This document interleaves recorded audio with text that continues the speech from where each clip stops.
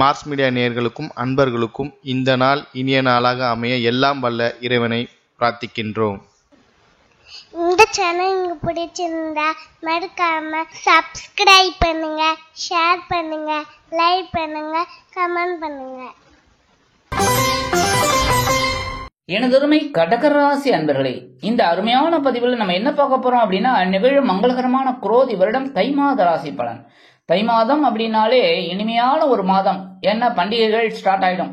முதல்ல உங்களுக்கு சொல்ல வேண்டியது என்னன்னா, இனிய தைப்பொங்கல் திருநாள் நல்வாழ்த்துக்கள்.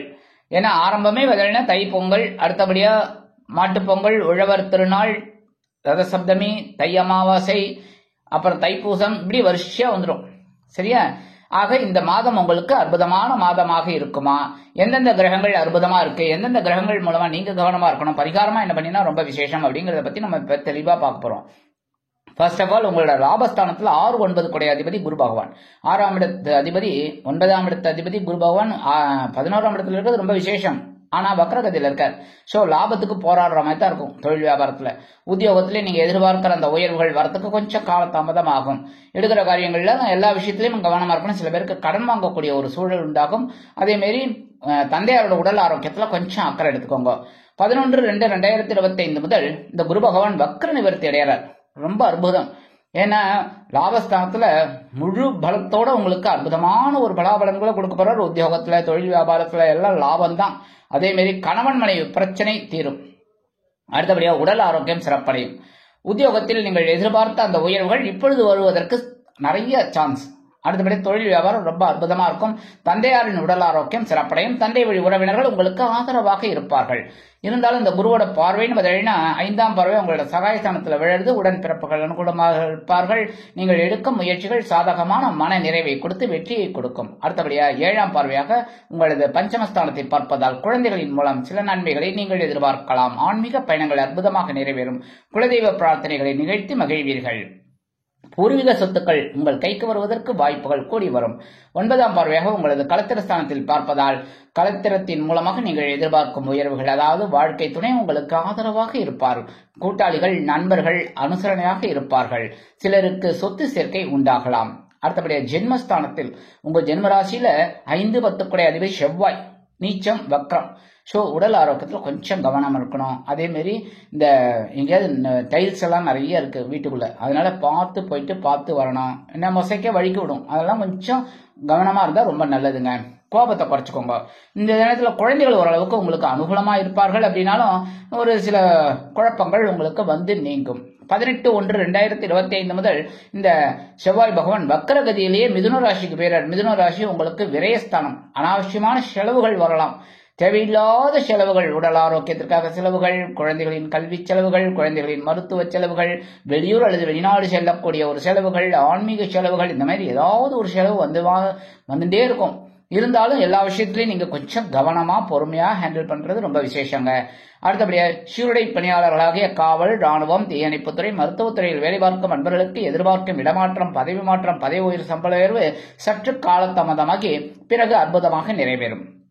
அடுத்தபடியா சகாயஸ்தானமாகிய 3ஆம் இடத்தில் கேது பகவான் குரு பகவானின் பார்வையை பெற்று சஞ்சாரம் செய்வதால் ஓரளவிற்கு எல்லாவற்றையும் சமாளிக்கும் ஒரு ஆற்றல் உங்களை வந்து சேரும். அதேபோல் உடன்பிறப்புகள் அனுகூலமாக இருப்பார்கள். நீங்கள் எடுக்கும் முயற்சிகள் சாதகமாக நிறைவேறும்.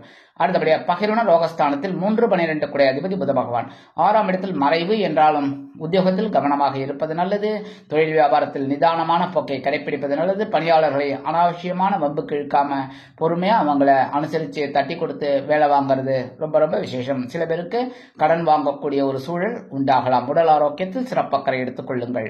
19/1/2025 முதல் இந்த புத பகவான் களத்திரஸ்தானமாகிய 7ஆம் இடத்திற்கு வந்து இந்த புதன் பகவான் சூரிய பகவானுடன் இணைந்து புதாதித்ய யோகத்தை கொடுப்பதால் கல்வி பயிலும் மாணவ மாணவிகள் கல்வியில் அற்புதமான ஒரு முன்னேற்றத்தை காண்பார்கள்.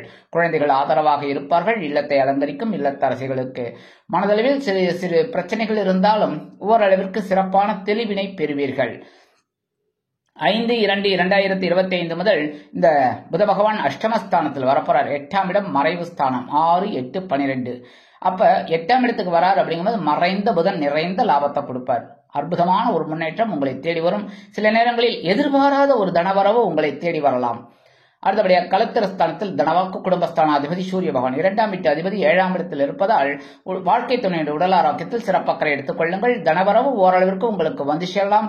அதேபோல் வாக்குறுதிகள் கமிட்மெண்ட் யாருக்காவது கொடுத்தீங்கன்னா அதெல்லாம் நிறைவேற்றுறதுக்கு கொஞ்சம் கஷ்டமா இருக்கும். அதனால பார்த்து கமிட்மெண்ட் கொடுக்கறது ரொம்ப விசேஷம். குடும்பத்துக்கு தேவையான சில பொருட்களை வாங்குறதுல ஓரளவுக்கு உங்களுக்கு அனுகூலமான சூழ்நிலை நிலவும்.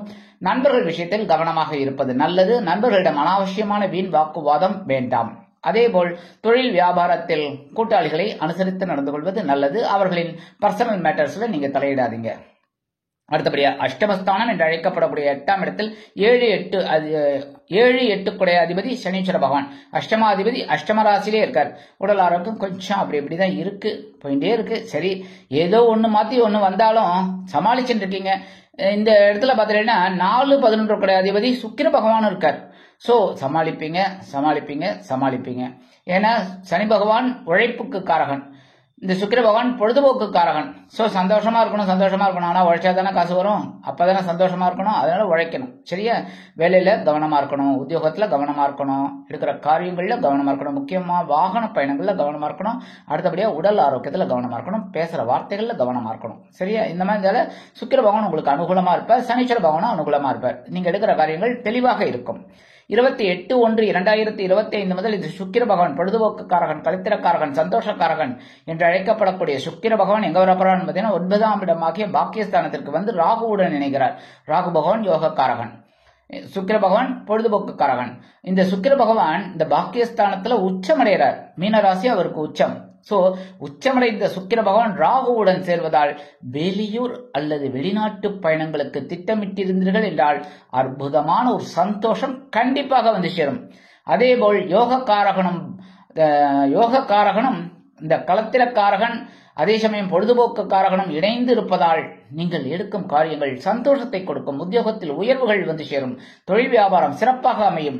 விலை உயர்ந்த பொருட்களை வாங்கி மகிழும் வாய்ப்புகள் சிலருக்கு உருவாகும். அதேபோல் குழந்தைகளின் மூலம் சில நன்மைகளை நீங்கள் எதிர்பார்க்கலாம்.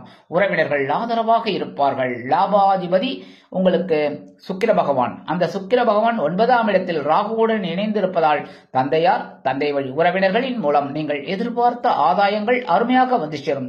சிலருக்கு உத்தியோகத்தில் உயர்வுகள் கண்டிப்பாக கிடைக்கும். தொழில் வியாபாரம் லாபகரமாக செல்லும். சிலருக்கு புதிதாக தொழில் தொடங்கக்கூடிய ஒரு வாய்ப்புகள் வந்து சேரும். வெளியூர் அல்லது வெளிநாடு சென்று படிக்க வேண்டும், உத்தியோகம் பார்க்க வேண்டும் என்று நினைக்கும் குழந்தைகள் அருமையான இந்த வாய்ப்பை நீங்கள் உபயோகப்படுத்திக் கொள்ளலாம். அதேபோல் பரிகாரமாக என்ன செய்தால் வெற்றி அப்படின்னு பாத்தீங்கன்னா முருகப்பெருமான் வழிபாடு. ஏன்னா செவ்வாய் பகவான் நீச்சமடைந்து வக்கரகதியில இருக்கார். சோ முருகப்பெருமான் வழிபாடு பண்றது ரொம்ப ரொம்ப விசேஷம். செவ்வாய்க்கிழமை செவ்வரளி மாலை போட்டு முருகப்பெருமானுக்கு நீதீபம் ஏற்றி வழிபாடு செய்து வாருங்கள். காலபைரவர் வழிபாடு உங்கள் கஷ்டத்தை போக்கும். அடுத்தபடியாக கந்தசேஷ்டி கவச்சம் தினந்தோறும் பாராயணம் செய்யுங்கள். அது உங்களுக்கு மன ஆறுதலையும் கொடுக்கும், உறுதியையும் கொடுக்கும், வெற்றியையும் கொடுக்கும். அடுத்தபடியாக நந்தீஸ்வரர் வழிபாடு உங்களுக்கு அற்புதமான ஒரு முன்னேற்றத்தை கண்டிப்பாக கொடுக்கும். பிரதோஷ வேளைகளில் கண்டிப்பாக நந்தீஸ்வரர் வழிபாடு செய்யுங்கள். தினம்தோறும் சிவபெருமான் கோயிலுக்கு போயிட்டு நந்தீஸ்வரரையும் பார்வதி பரமேஸ்வர ஆலயம் வழிபாடு பண்றது உங்களுக்கு மிகுந்த அற்புதமான ஒரு பலன்களை கண்டிப்பாக கொடுக்கும். ஆக இந்த சிறு பரிகாரத்தின் மூலம் நிகழும் மங்களகரமான குரோதி வருடம் தை மாதம் அற்புதமான ஒரு ஏற்றம் தரும், மாற்றம் தரும், முன்னேற்றத்தை அள்ளித்தரும் மாதமாக அமையும் என்று கூறி விடைபெறுகிறேன். நன்றி, வணக்கம். மீண்டும் ஒரு அருமையான பதிவில் நான் உங்களை மனமகிழ்ச்சியோடு சந்திக்கிறேன். வாழ்த்துக்கள். வாழ்க வளமுடன். இந்த சேனல் உங்களுக்கு பிடிச்சிருந்தா மறக்காம சப்ஸ்கிரைப் பண்ணுங்க, லைக் பண்ணுங்க, ஷேர் பண்ணுங்க.